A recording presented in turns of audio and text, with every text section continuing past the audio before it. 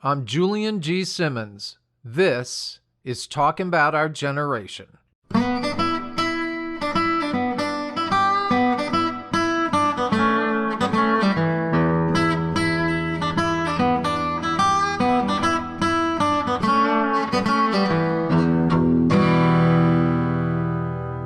those of you who are already part of the Talking About Our Generation family, welcome back. And for those of you who are new to our podcast, welcome. This podcast is all about connection, sharing, caring, communicating. And this episode is the first in our series on the State of Civility in America. Surveys, including the one we're conducting on our website, make it painfully clear that civility is on the decline.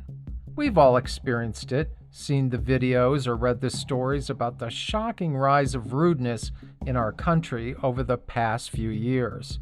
Bad behavior towards flight attendants, customers screaming obscenities at store employees who politely ask them to wear a mask, or drivers blithely cruising through stop signs, and much, much worse. Remember when common decency, good manners, being considerate, caring for others, being compassionate, civility was more the norm than it is today? Yeah, so do we. Today's guest is a woman who embodies all of these qualities. Catherine Ryan Hyde is the New York Times best-selling writer of Pay It Forward, which many of you, I'm sure, know and may have even practiced yourself. She's also the author of more than 40 other novels, including her latest, Boy Underground, which was just released. All of Catherine's books follow a common thread of civility, and I think there's a lot we can all learn from Catherine. So listen in, maybe learn something new, and then let us know what you think. Here's my interview with Catherine Ryan Hyde.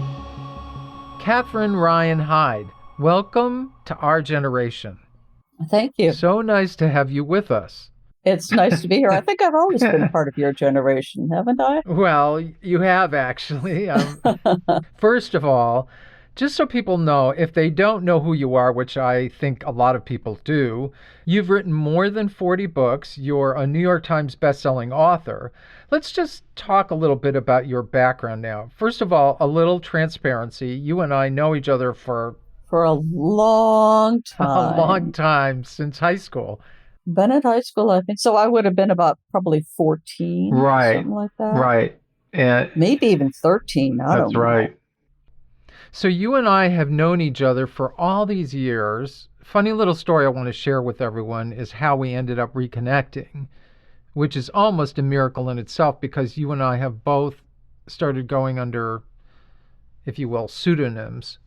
And I was reading about Janis Joplin online because I was a big fan of hers, and I came across this story that was written by you, which I didn't know at the time, which was this story about going to see Dick Cavett in New York with your friend and how we went because I was a big fan of Janis Joplin's. We both were. Yeah, and this wonderful little story about the notes passing between Janis and I that I didn't get. And then many years later, we reconnected because I wrote to you online and said, wait a minute, I don't recognize the name, but is that you?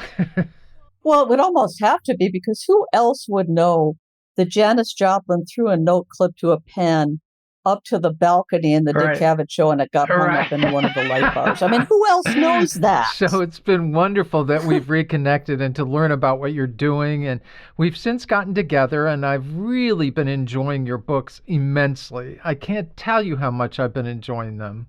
Oh, good. Thank you. So let's talk about Pay It Forward, just because everybody knows Pay It Forward. And because it was a movie, because unfortunately we're living in a society that values movies over books. Sorry, I had to say that there. I've said it.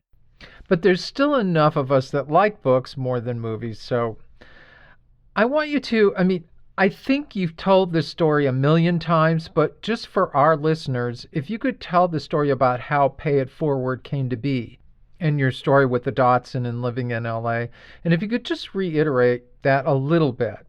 Holy cow, I hope you want the short version because that's where all we're going to have time for. Well, tell the short one then. Okay. I was living in a very bad section of LA. Yeah.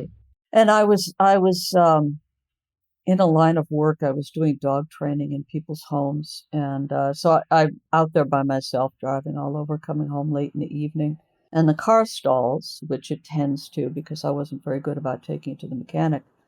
As I go to start it up, I notice that there's this curl of smoke coming up underneath the dashboard. Never a good sign when you're driving. So I jump out and I see these two men who've pulled their car over and they're running in my direction very fast. And one of them is carrying a blanket. Now, this is not the best neighborhood. So my immediate thought is, I am going to die. This is the moment I die. And what happened instead is one of them went around me, reached in, popped the hood, and the other one put the fire out by hand with his own blanket. Which is quite amazing. It's very amazing considering I had never seen these guys before in my life. Apparently they had seen the trouble that I was in and pulled their own car over and decided that they were going to bail me out of this. Right around the time the fire was out, the fire department showed up, which is interesting because we didn't call them. And this is before cell phones. I think somebody who was going by behind me on the freeway must have stopped at a call box and called my fire in for me. So I'm having a conversation with the fire department about how the fire started and et cetera, et cetera. And I turn around to thank these guys, and I did not notice or realize that they had already gotten in their car and driven away. So I never said thank you to them, which I very much regretted. I knew I would never see them again because LA is not that small a town. And I found myself driving around. I actually managed to put that car back together. Wow. They had been there so quickly to put it out that I just had to replace a few damaged parts. And I don't know what I would have done for work if I couldn't have driven. So anyway, so I'm driving around after that with this question in my mind: what do you do with a favor that big if you can't pay it back? And though that kind of observation is what led me to the book, because I'm driving down the freeway and I've got one eye on the side of the road and I'm looking for somebody broken down so that I could help them. Obviously, I had never done that before. So what was it about getting an act of kindness that turned me into a person who wanted to give an act of kindness? And I started wondering, how big could a thing like that get if this is a natural human reaction? Which, by the way, it turns out it is. There have been actual scientific studies since then. Not only that a person who has received an act of kindness... Their human reaction or your reaction to what they did? I'm talking about a person's reaction when they have received an unexpected kindness. Okay. And how it turns them into somebody who is that much more likely to want to give an act of kindness. And it's actually been proven that that not only works on the recipient of the kindness, but even people who witness it are that much more likely to turn around and be giving. So it kind of makes you wonder if you could insert this into society and end up with something a little better than what we've currently got. Right. Well, I think we've discussed that this is the beginning of a series of episodes on civility that we're doing. I was just thinking about, at the beginning of the pandemic, we were going to take a walk, and I just happened to look up, and I saw this man on the second-story balcony fall headfirst to the ground, and he was just on the ground with his head against the ground in a kind of U shape. And I thought, oh my God, this man is dead. So I immediately ran out of the car, and I yelled to Rob, and he came over. And this other guy came running over with a little dog who happened to be a nurse. Wow. How often is that going to happen? And the guy started moaning. So we knew he was alive, but I thought his neck was broken. And it turned out he had, I can't remember, like 7 different bones in his body were broken. But the amount of people who came over trying to figure out what to do was, especially when COVID was starting to rage and everyone is afraid to be near anyone, was a really wonderful act of kindness that I thought, well, I didn't look at it so much about from what I did, but that it existed in a more universal way in that moment was a promising thing to me, because especially as COVID went on and things didn't look so nice and people were getting more and more rude to each other. What we Mm-hmm. experienced there was people reacting with kindness, in a reactionary way, to an emergency. But in Pay It Forward, it's a much more proactive thing that we're talking about. Let's go to the actual book. This story is about this young boy, Trevor, who's in junior high school, correct? I think he was 12 when the book started and 14 when So it he's was in over. social studies class, and the teacher gives them an assignment to write an essay, an idea that would make a great change in the world. Right. Think of an idea for world change and put it So into Trevor action. comes up with this idea of doing something nice for someone and then only asking that they do it for three more people in return, whatever that is, giving them a lift or mowing Hmm. their lawn, like Trevor does for one of the characters in the book, or helping buy a vehicle, or whatever it is. And in your books, like this book, you tend to like to use characters that are very damaged, Damage. but also more working class people who are going through those struggles that seem to be around every corner. And Yeah. definitely, like his social studies teacher, this Vietnam vet who was maimed in the war and is very insecure about that. And he's African American. And Trevor's mother, she's a single mom and she is struggling with having been an alcoholic herself. So there's all these reasons in the world for Trevor to think much less positively about life. Potentially, but there are a couple reasons that I put this in terms of a lot of damaged characters, and one of them is because I don't really see why we should waste fictional salvation on people who were doing pretty well to begin with.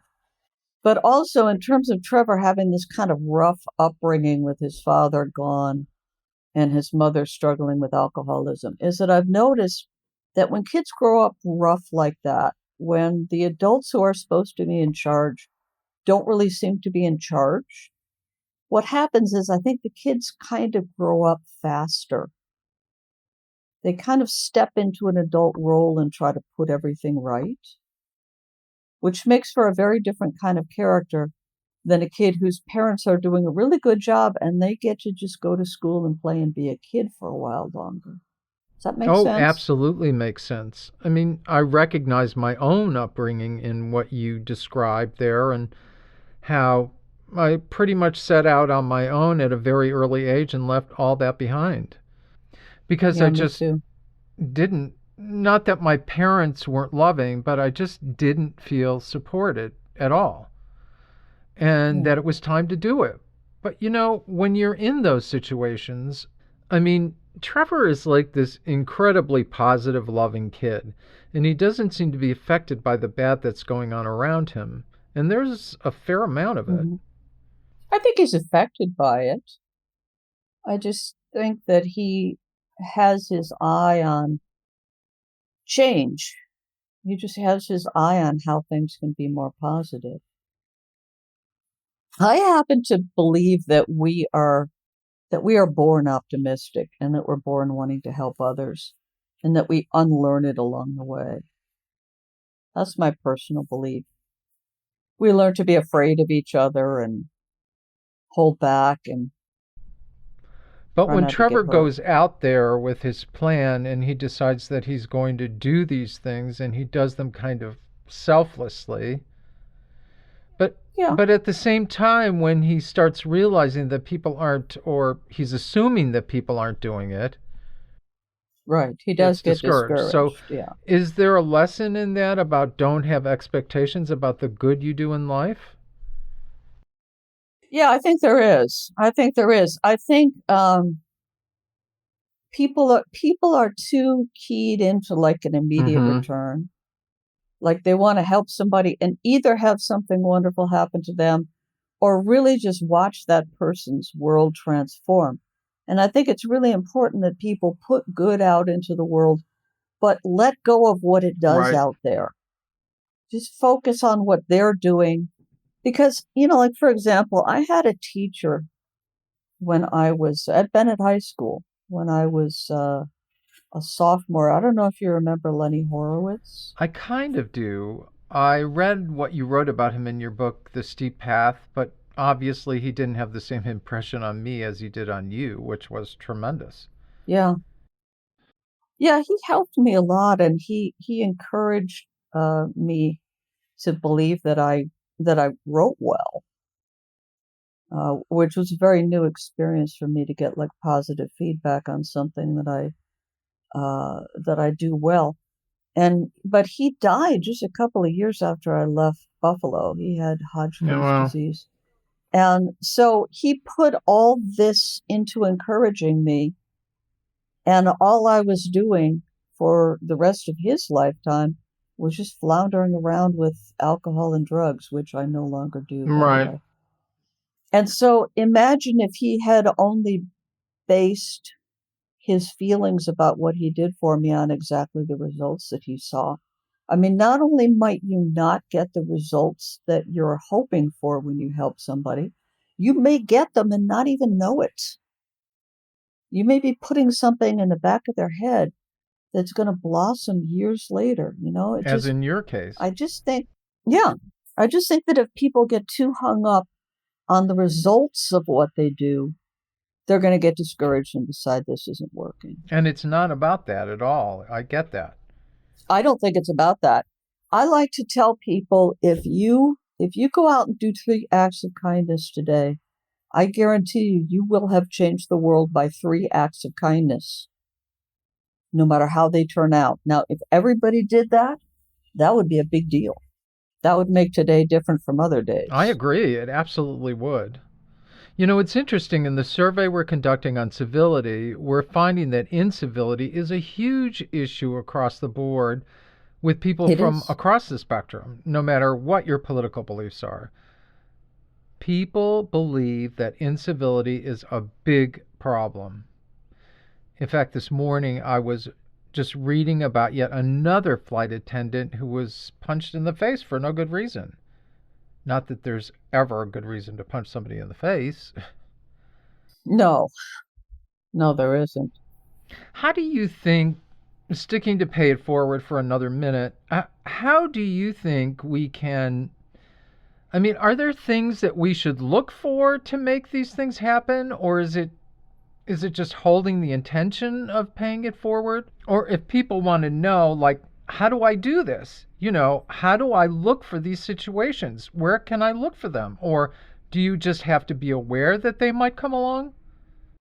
I think it's better to just pay attention to the people around you. And when something comes up where someone needs something, you'll know it. Right. You'll see it. Yes, I think incivility is a problem. And I happen to believe that human nature is like 2 sides of the same coin. One is not bigger than the other. As much as we are capable of being good, we are capable of being horrible to each other.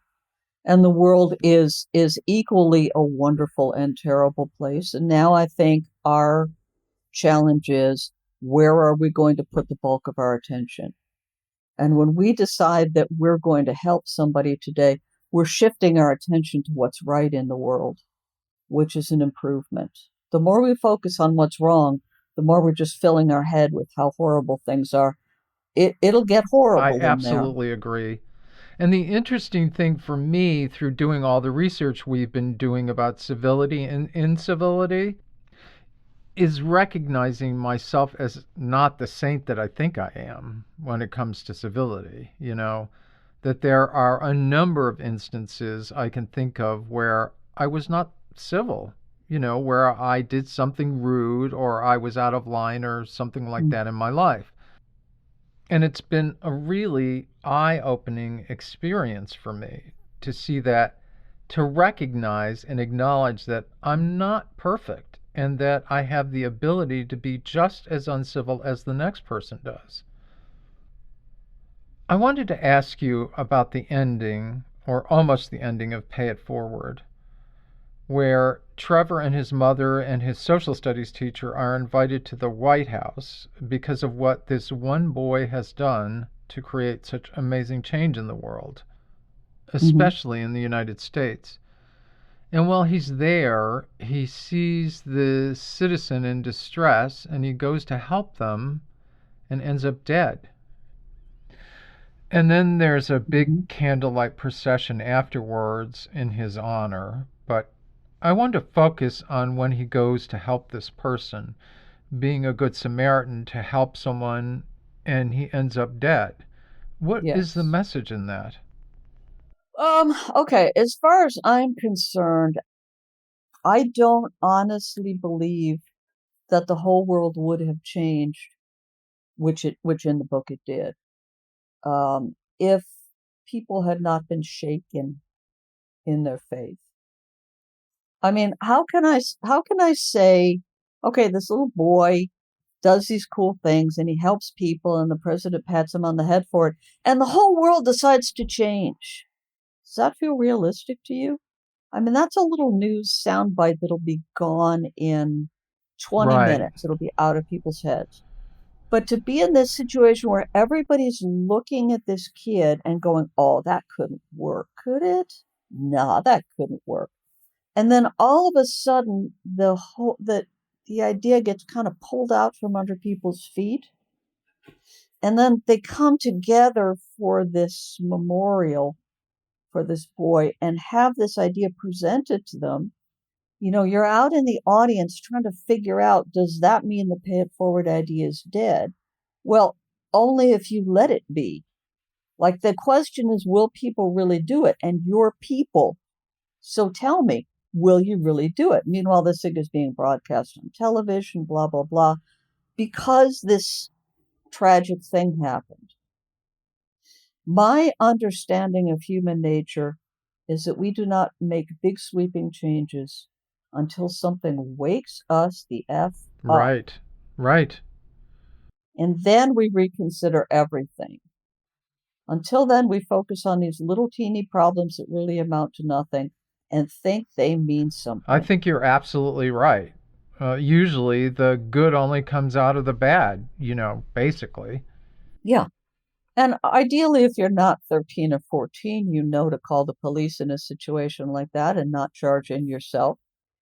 But here you've got a kid who just pitches in an unwise way. So I'm certainly not suggesting that that's how people should pay it forward. No, that's a kids don't try this at home kind of a thing. Right.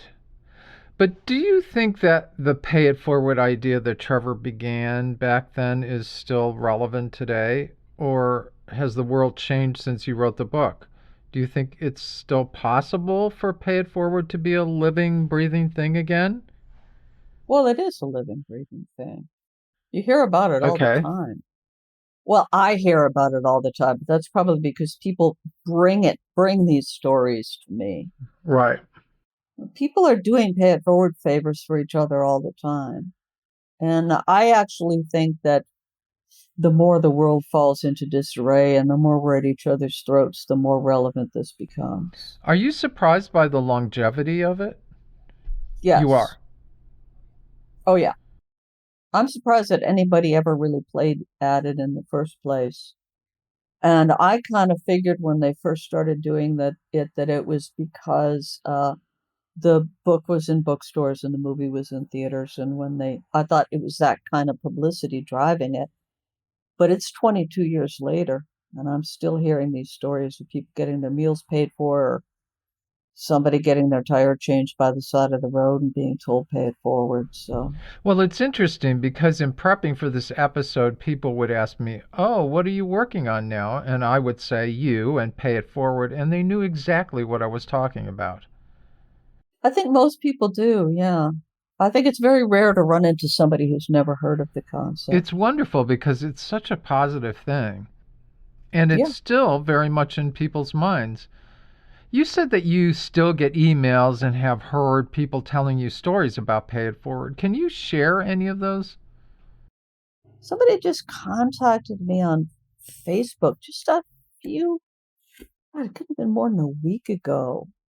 I think it had something to do with somebody buying their meal for them. Um, it's small things, somebody's got a car repair and they get the bill and it says that it was already paid by somebody else, or I read things in the paper. Sometimes they come through on a Google alert because sometimes the person who wrote the story mentions the book and my name. So one thing that is still going on are those long chains where somebody goes through a drive-through window and pays for the person behind them. Yeah. And it keeps going for 7 or 8 hours until the business closes. I've heard people disparage those because they say, well, nobody's really gaining. I mean, everybody's paying and, they're just paying for somebody else. But I actually think that it is good for the following reason. Every single one of those people is presented with an opportunity to take what they were given and put it in their pocket and drive away. Each person chooses, do I want to take this and give nothing, or do I want to give back? And the answer seems to be that people want to pass it on. Do you think it's a matter of people being asked to do it? No, I don't think it's asked to do it. Okay, pay it forward isn't about somebody asks you to do something and you do it. That's not really what it's about. It's about someone spontaneously doing something for you. And then you have that moment where you go, well, do I want to do the same? And the fact that you got that spontaneous act of kindness does seem to influence a person's thinking about passing the kindness on. And then they can just order the food and leave, or they can choose to do the same for the person behind them. And in every situation that I've heard of, the line has kept going, the chain has kept going until the business closed that night, which is encouraging. Phenomenal. Yeah. It really is quite wonderful. So, on the topic of civility, I want to move on to another book of yours. Have you seen Luis Velez? I have to say, I think it's one of the best books I have ever read. Oh, thank you. It's one of my favorites of my own. I had to stop several times because it made me so emotional. Wow. I just had to stop. It's funny because it's not like I've been in any of those situations that Raymond goes through or Millie talks about, but those are the two main characters in the book. But I felt, I still can't describe what I feel. Mm-hmm. It's so emotional. When I think about that story, other than they are very compassionate people that you just want good to happen for them, you become wrapped up in their struggles to do the right thing, to do good. Yeah. Just so our listeners can know what we're talking about here, can you give us just a brief description of Have You Seen Luis Velez? Yeah. Raymond, who's our viewpoint character, is, I think, 16, 17 years old when the book begins. And there's an old woman in her 90s, almost completely blind, who lives a floor or two down from him, whose caretaker has disappeared. She had a volunteer named Luis Velez who used to come look in on her 3 times a week and help her go to the bank and do her shopping and she doesn't know why he stopped coming. And when Raymond finds out, and everybody's just walking right by this woman, not wanting to get involved, she'll come out in the hall and say, do you know Luis Velez? Have you seen him? And everybody just thinks she's a crazy old lady and ignores her. Raymond gets involved and walks her to the store to buy food. And then as they get to know each other, he starts taking on that he's going to see if he can't find out what happened to Luis Velez.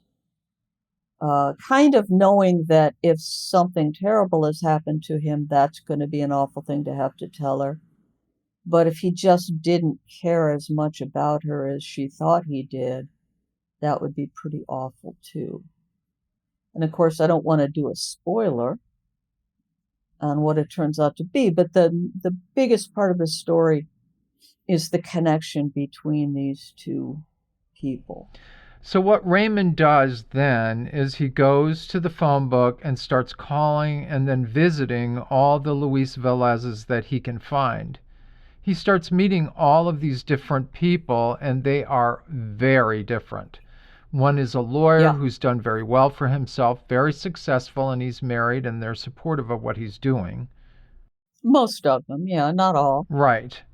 There is this one scary Luis Velez that he meets in the Bronx. He's a darker character and very threatening and intimidating to Raymond, and Raymond can't wait to get back to the subway station and get out of there. Mm-hmm. But then he meets another Luis and his wife who invite him to dinner, and they give him a medal of St. Jude, who is the saint of hopeless causes, lost causes. And it is starting to look like a lost cause. He's spending his allowance that he gets from his father to go to these places, and he's also spending his allowance to buy things for Millie that she doesn't have. And there's a cat in the story, too, which Raymond rescued. I was going to say he's buying things for the cat, so she's not burdened taking care of the cat. And he rescued the cat. So he's this kind of wonderful boy that I'd be proud to have as my son. Raymond is the epitome of civility and kindness, even in situations where he could easily be the opposite of that. He manages to have this core in him that is of goodness. And it's totally believable that he is this way. It's not like, I don't think he could ever be that way. You know, nobody's that good. But he really is that good. And he's also struggling with his own identity and doesn't even realize the good things that he does as being good things. Going to see these different Luis Velez's is also his journey, if you would, into adulthood. Yeah, I think you could say that. Because he's learning so much about life. So what he finds out is that Luis Velez has been shot dead on the street in the midst of being a good Samaritan, a good civilian. He's shot by a woman who thinks that he's a danger to her when all he's trying to do is return her wallet. And when they go to court, it seems like all the facts point towards this woman being guilty. And she's a white woman, and she's not working class or anything like that. She's what you would call an upstanding citizen in some people's eyes, and in the trial, she gets acquitted. And for Raymond especially, this is a huge thing because he just doesn't understand how this could happen. How, with all the facts in front of the jury, that they still decided that she should be acquitted.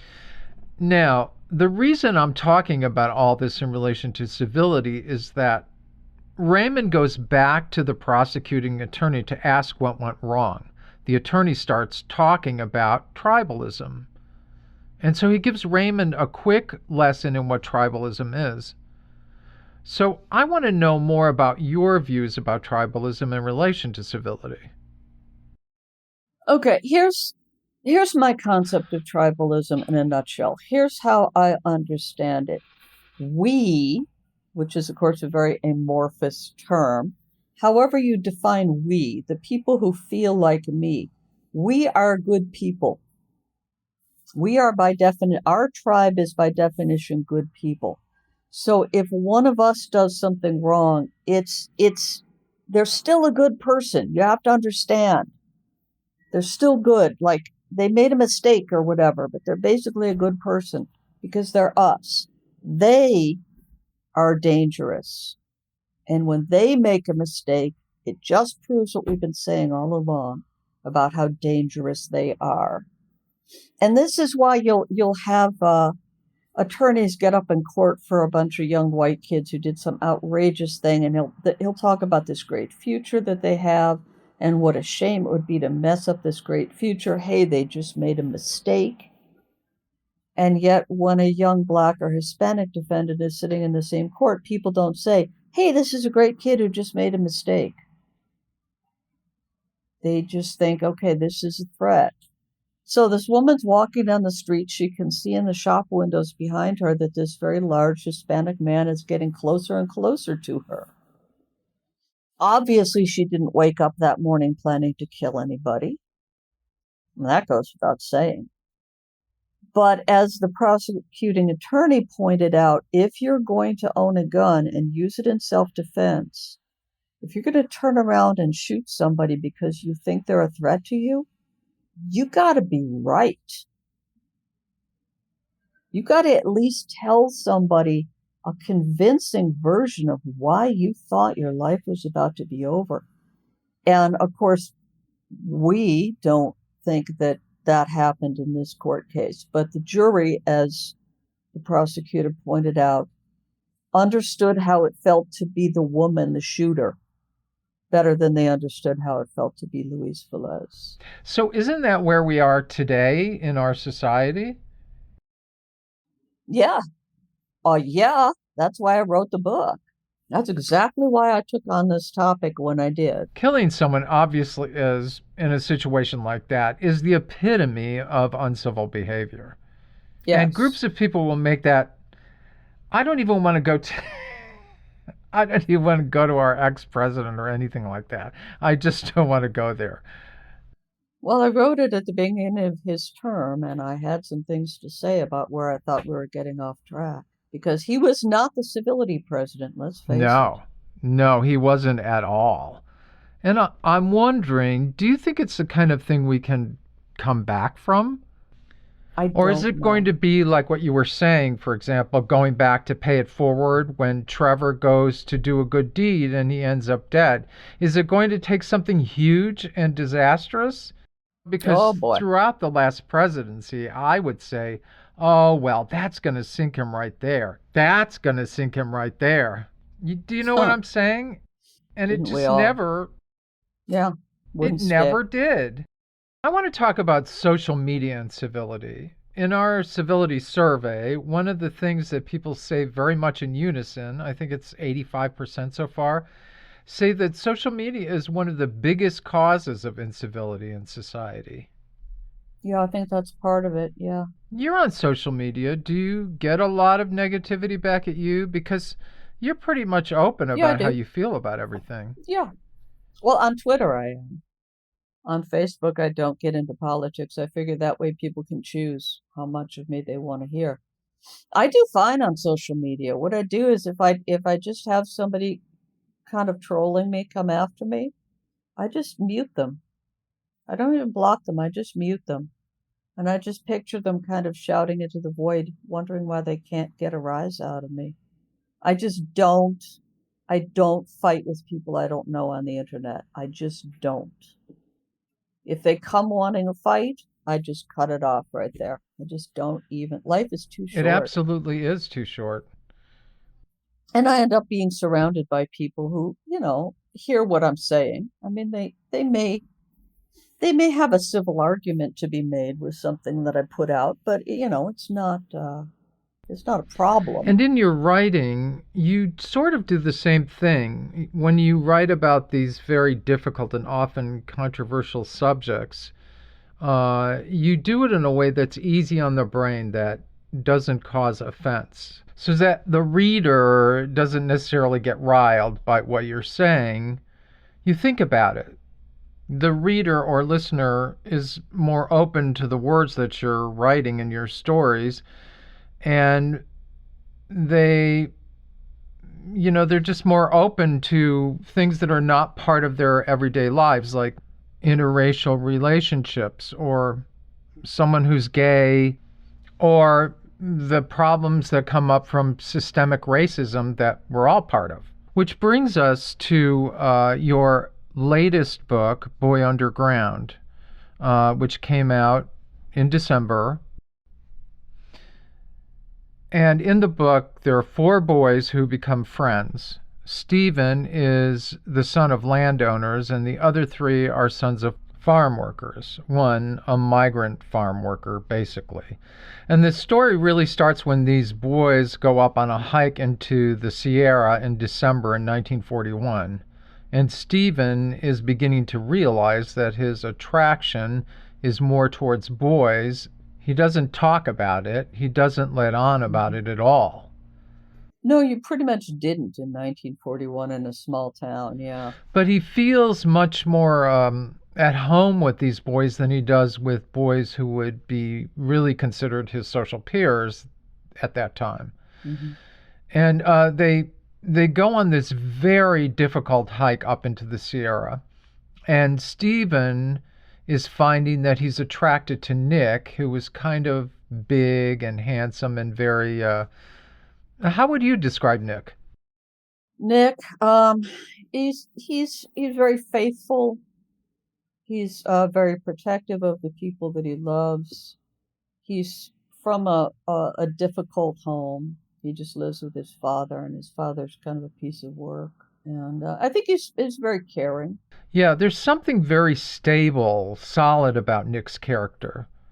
So when they're up Okay. there, they camp by a mountain lake, and Nick does this kind of run and jump barrel dive into the lake. It's freezing cold, and Nick's encouraging Stephen to dive in too. And so Stephen finally gets up his nerve to jump into this icy cold water. And when he does, he basically sinks to the bottom. Yeah, he pretty much drowns. Right. Yeah. He goes straight down, and he realizes that he's drowning. Then Nick realizes he's drowning and jumps in and saves Stephen. Hauls him out of there. Yeah. This makes Stephen even more enamored with Nick. And you're going to read a passage for us out of Boy Underground that picks up the story after this happened. I am. This is later that same night, when they're actually all sleeping in one 4-man tent, which it turns out is not as big as Stephen assumed it would be. And he wakes up in the middle of the night, and Suki and Ollie are in the tent with him, and Nick isn't. So he steps out to see where Nick is. As my eyes adjusted to the light, I saw the soft, dim shape of Nick's back.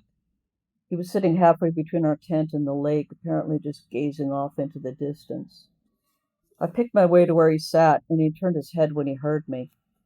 I sat by his side, easing my crampy legs into a new position in the midst of all that magic. For a time, we said nothing at all. Then he said, "Glad you're okay." He put his big arm around my shoulder. It was a thing like the smile he flashed me before we set off hiking. It was a might be. I wanted to answer, but I had no idea what to say. "Have you ever seen anything more beautiful?" he asked. "Never," I said, "not once in my whole life." We sat a while longer. The clouds moved off in the direction of home, leaving the stars brilliantly clear. Of course, they took the snow with them, but by starlight I could see a faint dusting of it all around our crossed legs and sugaring the banks of the lake in its perfect reflection of the universe. "I'm really sorry about yesterday," he said. "Not your fault. I was the one who decided to go in." I waited to see what he would say, but he seemed to have lost himself in the magic again. "Know what's weird?" I asked him. "No, what?" "Yesterday the whole trip seemed so terrible. The walking was really hard, even though I didn't want to say so. And then I was so humiliated that I couldn't even jump into some cold water without drowning. Everything just felt so miserable. And now I wake up, and it's the most perfect experience I've ever had. And I already know that when I look back on it, all I'll remember is this. It's just strange to me how things change so fast." He only waited when I was done, maybe to see if there was more. Then in time he said, "Yeah, life changes fast." Looking back, these were oddly prophetic sentiments, but we didn't know. In that brilliant and memorable moment, we didn't know. Now I know that in a couple of hours, right around the time the tavern closed in town, Nick's father would get into a bar fight that would leave a man in a coma and hovering at the edge of death.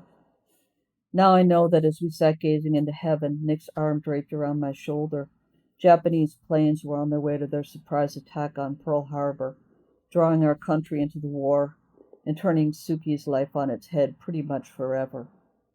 Now I know that in a few months' time, construction would begin on a camp called Manzanar, in a spot we would have been staring down on if not for the higher mountains in our field of view, to intern the Japanese who were no longer welcome in free society anywhere in the western states.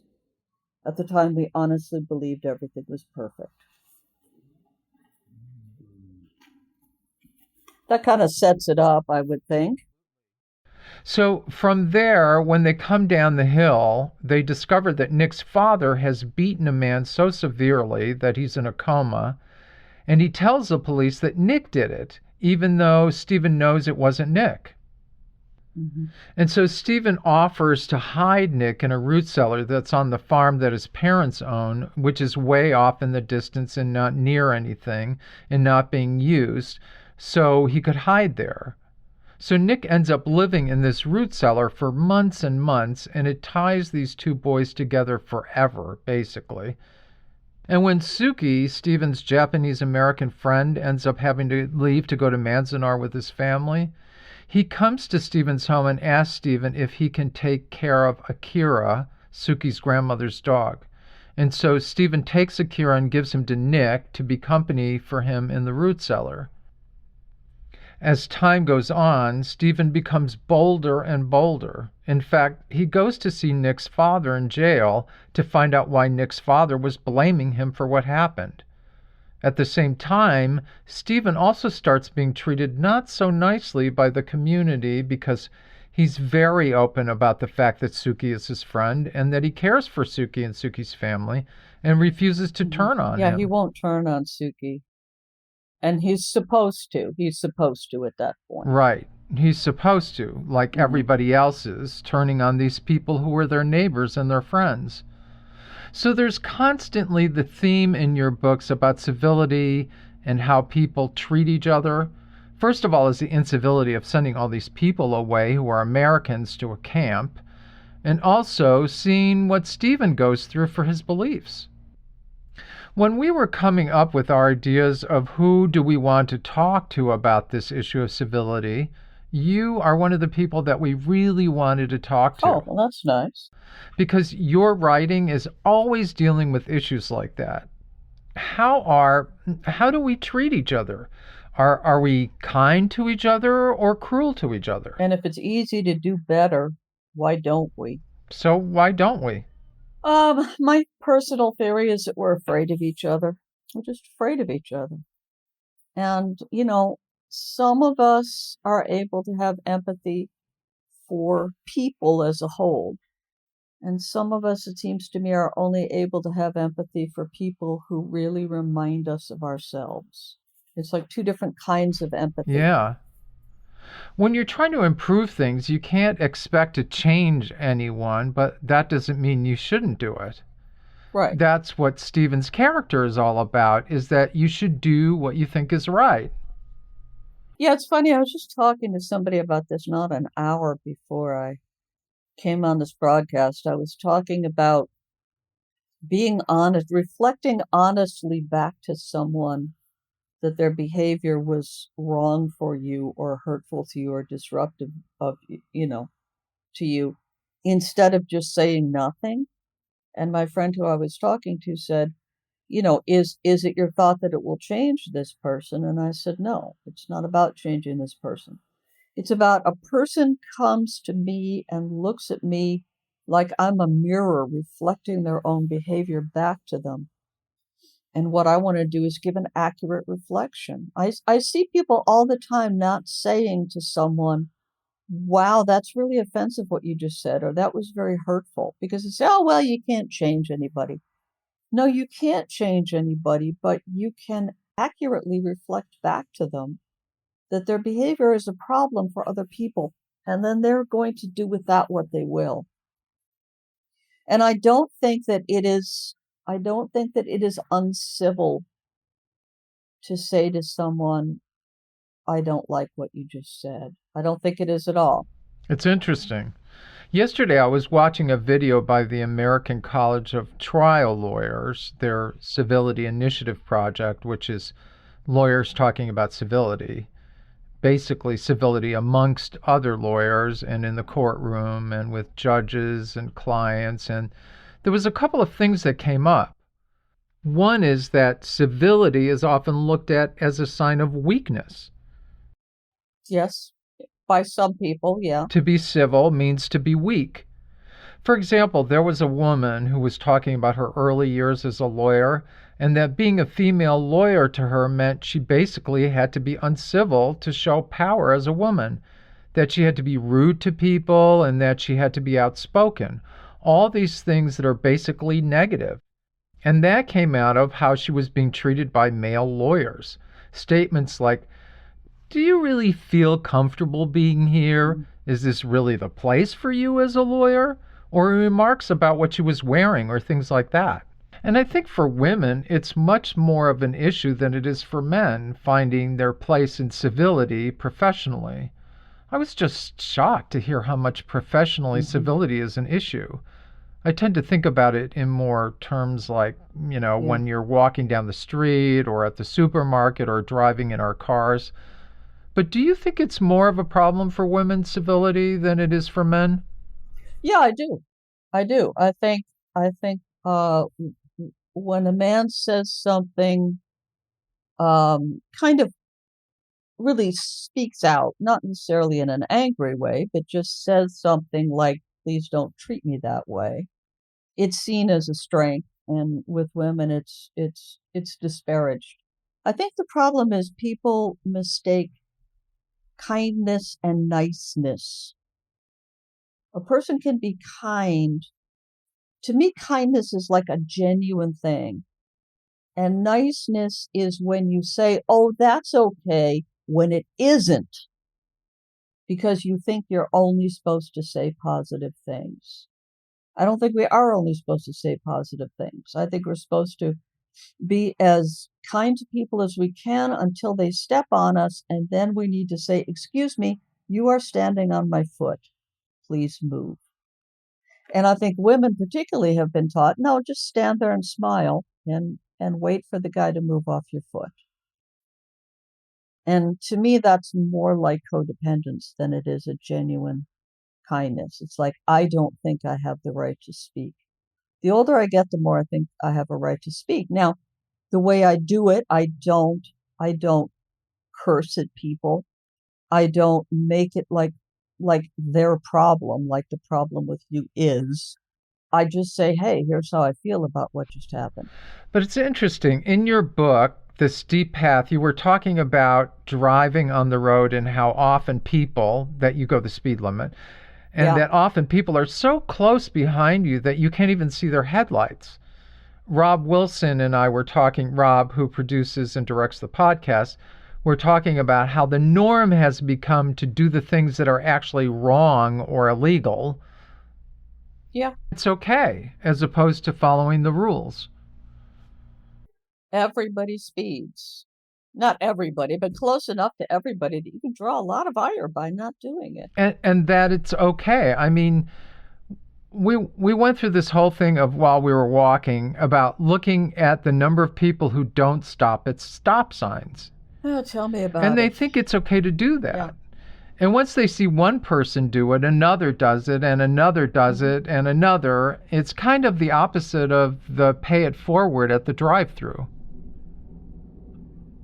But it can be reversed also. I've noticed that if I stop for a minute and like if somebody's coming out of a driveway or something and there's a long line of traffic, if I stop and wave him ahead of me, I have actually seen it happen on more than one occasion that he'll do that for somebody else a couple of blocks down the road. So our behavior is contagious in both directions. Right, exactly. Just one other thought that came up when I was watching the trial lawyer's video, and it was about civility being sometimes recognizing that it's time to step back instead of engage. Okay. Well, that's kind of I think that's what I was talking about when I said the trolls come after me on social media. Trolls will come to start a fight and I will do nothing. I will simply mute them. I do not engage. In any way. Absolutely. So we're coming up to the end of our hour together, Catherine. So let's sum up civility in your writing, given the state of civility in America over the last few years. How much do you include that in your writing now? A lot. It comes up in just about every book. It's the way we treat each other. And I mean, in terms of what we're going to do about it, I think it's just really important to remember that there's basically only one person we have control over, and that's us. It's amazing how often I see people agonizing over how they're going to change the world, and they never think about the fact that they could put something different out into the world. For example? Well, like paying it forward, like making up your mind, oh, today I'm going to find a person or two people or three people and just do a favor for them that they weren't expecting. They will be happier. You will be happier. And I'll tell you, when you start focusing on what is good in the world, and there is quite a bit that's good, and pull a little bit of focus off everything that's wrong, all of a sudden the world starts looking a lot better.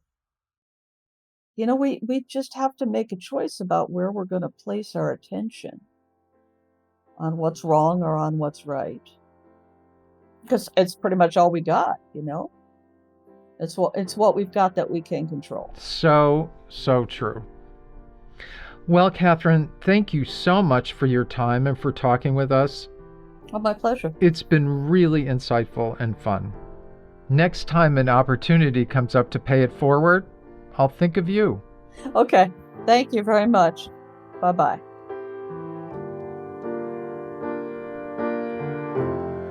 I have to say that this interview with Catherine, to me, is the perfect synthesis of literature and life. Her characters put into action what it means to be civil, to be compassionate, caring, and kind. And pay it forward seems like the perfect idea to put into practice at this time of year, don't you think? We're going to do our best to follow Catherine's example as we make civility the central theme of our future podcast episodes. Instead of feeding the negative, we hope to discover with you, our listeners, ways to make things better for all of us. In upcoming episodes, we'll be talking with people who have seen civility from both sides, those who have been hurt and turned around to help others. We agree with many of you who have taken our survey that civility is a serious issue, and we'll be searching for ways to turn cruelty into kindness. We would really appreciate your help with this effort. If you haven't already, please take a few minutes and take our survey, which you can find on our website at www.talkingboutourgeneration.com. That's talking without the G and about without the A. And please share this episode and our other episodes with your family and friends to help us get the word out. One last thing. The idea behind Pay It Forward is, if you've been fortunate financially, try to pass a little piece of that good fortune on. And we have to admit that producing this podcast has been a struggle. So, if you can afford to help keep this podcast alive, please visit our website and click on the support button to make a donation. We are extremely grateful and will definitely pay it forward. Happy holidays and stay safe, everyone. I'm Julian G. Simmons. Thanks for listening.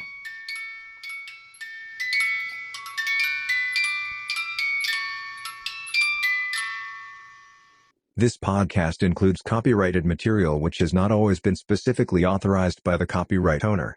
This content is used only where it is the specific subject of commentary by us and our guests, as part of our effort to advance understanding of issues of social and historical significance. We believe that this constitutes a fair use of the material in accordance with the Fair Use section of U.S. Copyright Law, Section 107, which reads, "The fair use of a copyrighted work, for purposes such as criticism, comment, news reporting, teaching, scholarship, or research, is not an infringement of copyright." Further information on this claim of fair use may be found on our website, at talkingboutourgeneration.com.